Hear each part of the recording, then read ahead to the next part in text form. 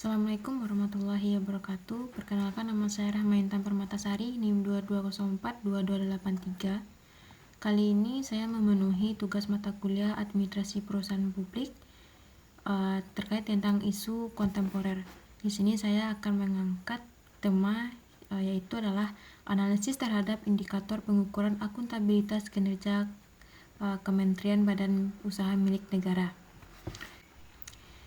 Berdasarkan Peraturan Pemerintahan Republik Indonesia Nomor 8 Tahun 2006 tentang pelaporan keuangan dan kinerja instansi pemerintahan dan Peraturan Presiden Republik Indonesia Nomor 29 Tahun 2014 tentang sistem akuntabilitas kinerja instansi pemerintahan, Kementerian PAN dan RB telah melakukan evaluasi akuntabilitas kinerja pada seluruh instansi pemerintahan.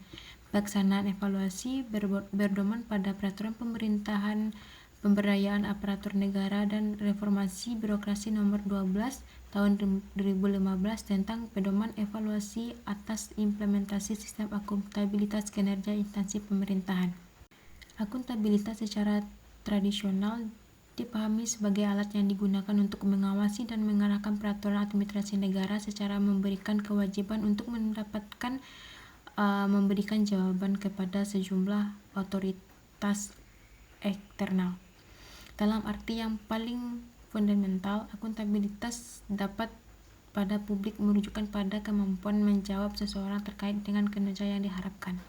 Akuntabilitas erat dikaitkan dengan peraturan administrasi yang wajib dilakukan oleh penerimaan tanggung jawab dan memberikan jawaban pertanggungjawaban kepada pihak eksternal terhadap semua bentuk aktivitas atau tindakan yang telah dilaksanakan. Pihak eksternal yang dimaksud adalah publik atau warga negara sebagai owner.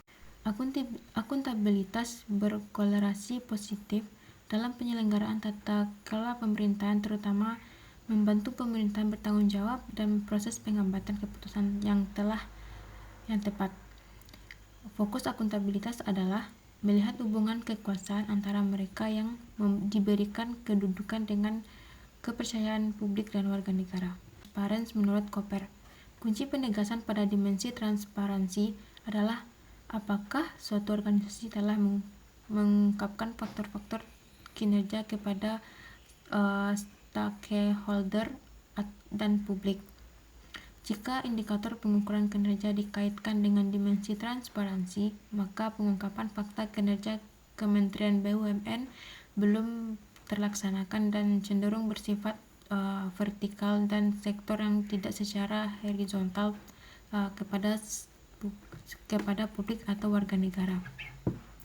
Secara vertikal, penyampaian hasil kinerja kepada otoritas di atasnya atau presiden, sedangkan secara sektoral, penyampaian hasil kinerja kepada sektor holder atau pihak berkepentingan tertentu, misalnya pengusaha, milik modal, mitra kementerian, dan kelompok jaringan kementerian.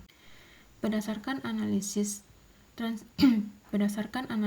perspektif paradigma baru administrasi publik neo-public service yang menekankan bahwa publik pokok aparatur pemerintahan adalah memberikan pelayanan yang baik dan difokuskan kepada civic, yaitu warga negara sebagai pemilik kedaulatan. Maka kedudukan citizen sebagai pemilik kedaulatan berhak untuk mendapatkan layanan.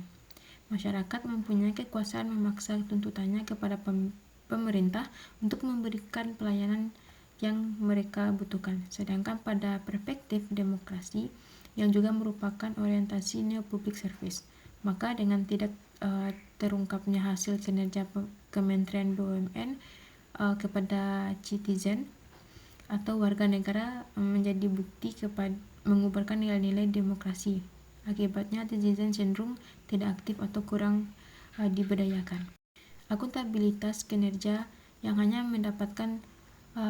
mengedepankan pertanggungjawaban manajerial internal secara vertikal menjadi bukti dipersempitnya maka hakiki akuntabilitas makna positif yang bisa digarisbawahi apabila transparansi hasil kinerja ini diinformasikan ke publik dan warga negara akan dapat dilihat dampak positif dan negatifnya daripada perkembangan yang dicapai dan akan bermanfaat bagi Kementerian BUMN dalam pengambilan setiap keputusan yang diberlakukan.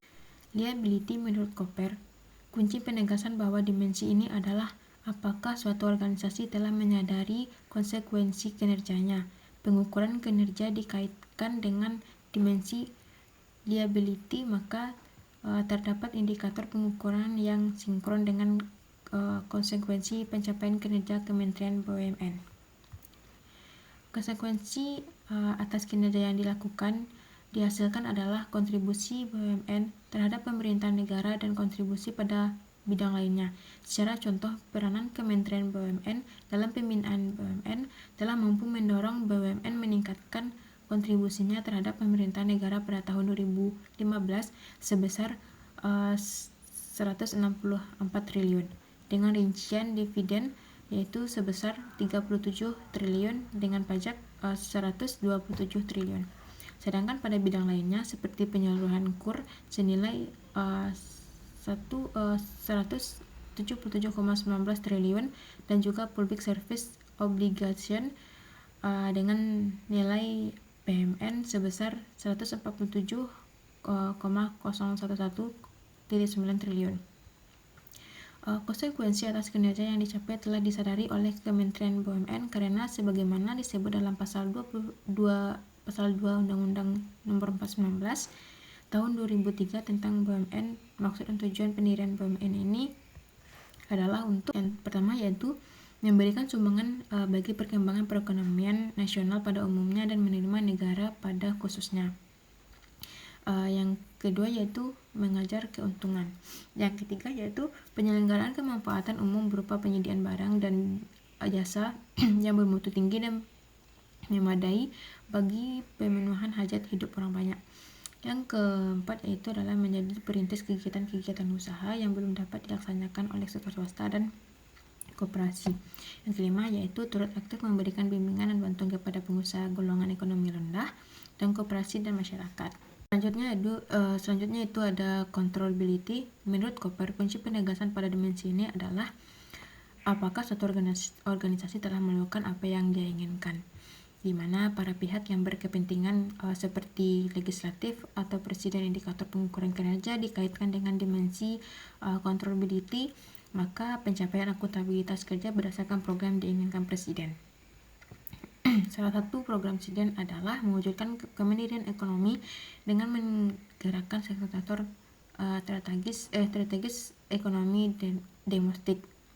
Program ini merupakan bagian dari visi dan misi Presiden Joko Widodo, yaitu mewujudkan kementerian dalam bidang ekonomi untuk mensinkronkan visi misi program Presiden Kementerian BUMN, mewujudkan sebagai kebijakan-kebijakan yang disusun terdiri dari 4 perspektif, yaitu yang pertama adanya stakeholder perspektif, customer perspektif, internal process perspektif, dan learning and growth perspektif. Dan selanjutnya dirumuskan dalam sasaran-sasaran strategis organisasi.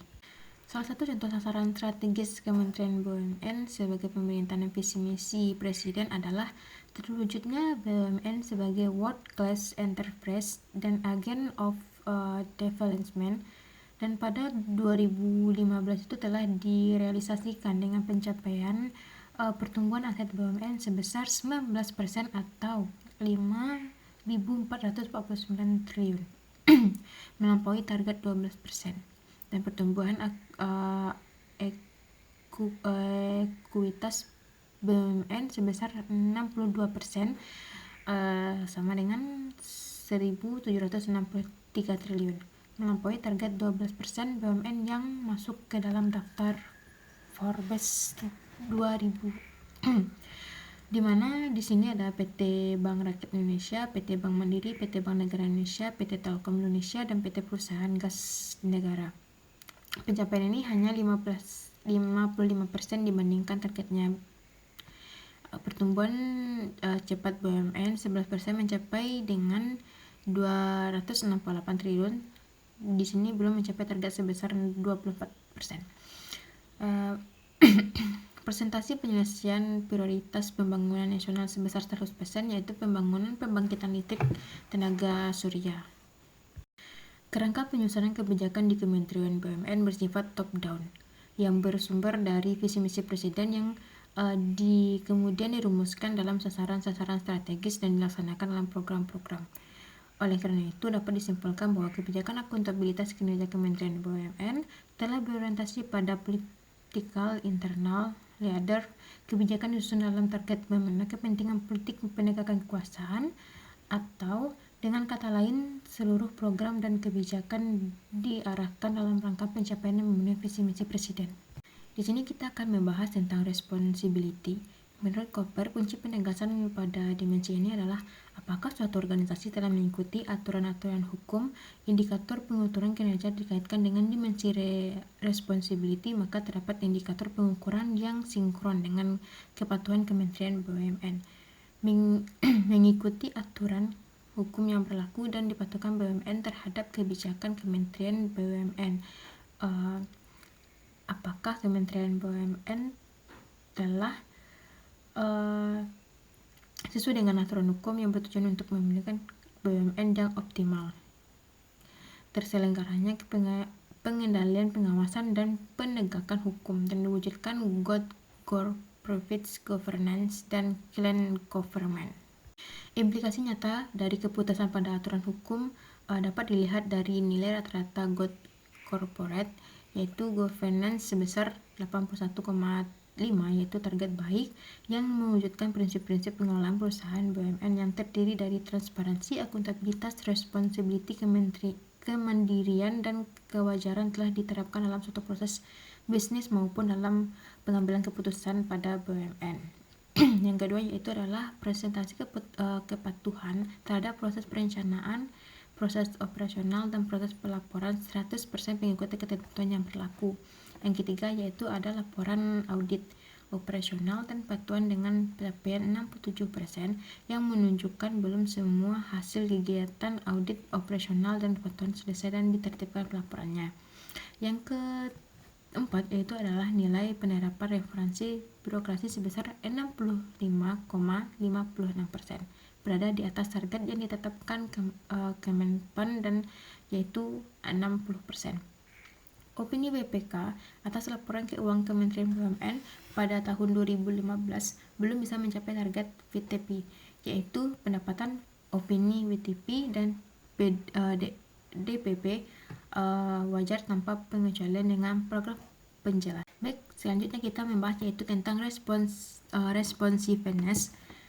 Menurut Koper, kunci penegasan pada dimensi ini adalah apakah suatu organisasi telah memenuhi aturan utama, yaitu keinginan dan kebutuhan pihak-pihak kepentingan. Indikator pengukuran kinerja dikaitkan dengan dimensi responsiveness, maka tidak satu pun indikator yang sinkron dengan memenuhi harapan, keinginan, dan kebutuhan publik.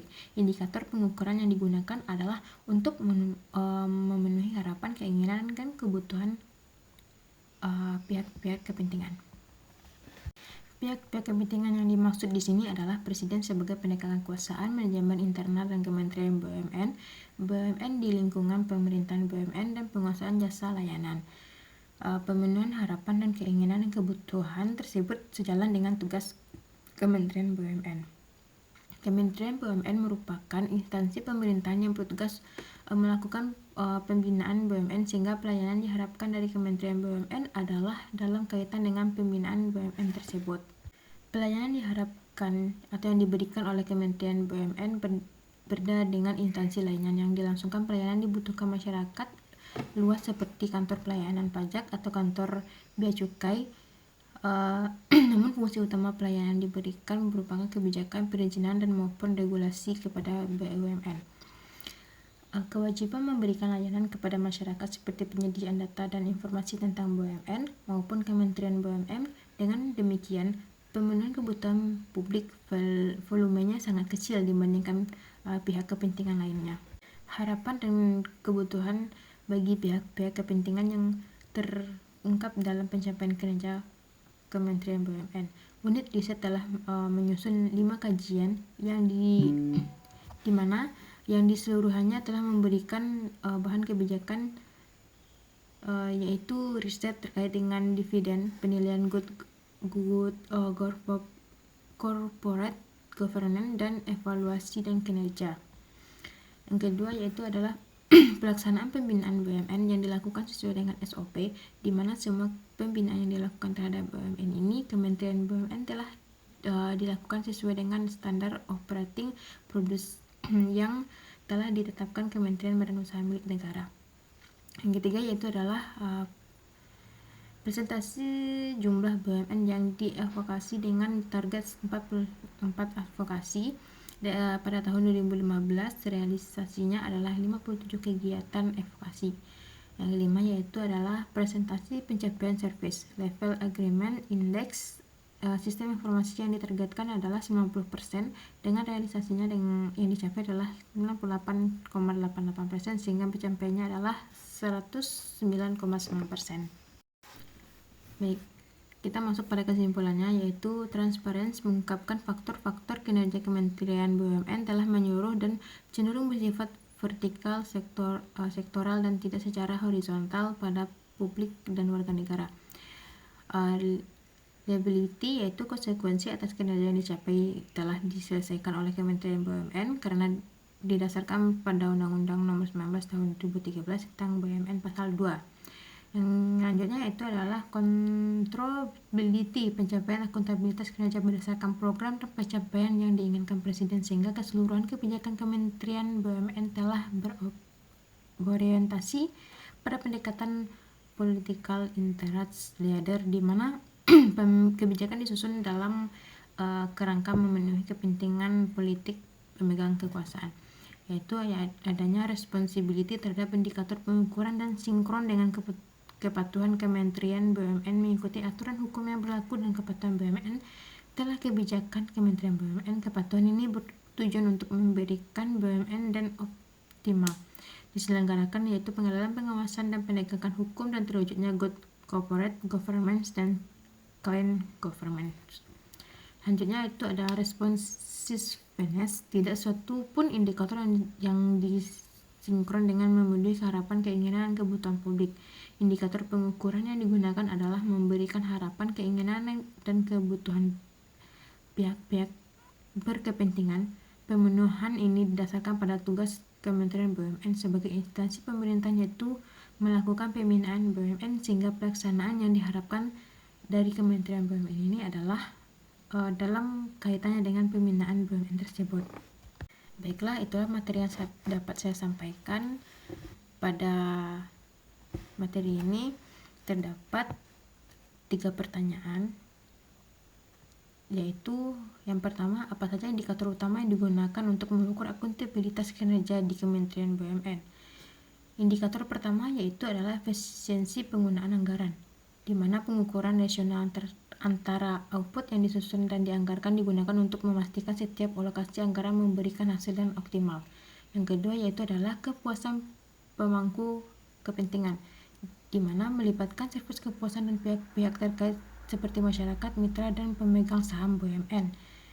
Dan yang selanjutnya ada kepatuhan terhadap regulasi, itu adalah pengukuran tingkat kepatuhan kementerian terhadap peraturan yang berlaku, termasuk laporan keuangan yang diaudit dan pelaporan publik. Pertanyaan kedua yaitu adalah bagaimana cara meningkatkan kualitas akuntabilitas kinerja di Kementerian BUMN, yaitu ada tiga macam, yaitu untuk yang pertama yaitu adalah penguatan sistem pengelolaan kinerja, yang dimana mengadopsi teknologi informasi untuk memantau dan melaporkan kinerja secara real time, dan meningkatkan kompetensi sumber daya manusia, yaitu memberikan pelatihan dan keberlanjutan bagi pegawai terkait dengan kemajuan manajemen kinerja dan akuntabilitas. Dan ketiga yaitu adalah transparansi dalam pelaporan, memastikan laporan kinerja dapat diakses oleh pemerintahan dengan format dan mudah dipahami. Pertanyaan ketiga yaitu apa tantangan utama dalam pengukuran akuntabilitas kinerja di Kementerian BUMN. Yang tantangan pertamanya yaitu ada ketidakselaraan tujuan, di mana perbedaan antara target strategis kementerian dan tujuan masing-masing BUMN dapat menghambat pengukuran kinerja yang kualitas. Yang kedua yaitu adanya keterbatasan data, di mana data yang tidak lengkap atau tidak akurat dapat mempengaruhi validitas analisis kinerja. Yang ketiga yaitu adanya resistensi terhadap perubahan, yaitu beberapa pegawai atau unit kerja mungkin menolak sistem pengukuran baru yang lebih ketat. Baik, dengan terjawabnya 3 pertanyaan tersebut, maka berakhir pula lah presentasi kita hari ini. Saya Rahma Intan Permatasari pamit undur diri. Apabila ada kesalahan dan salah kata, mohon dimaafkan. Wabillahi taufiq wal hidayah. Wassalamualaikum warahmatullahi wabarakatuh.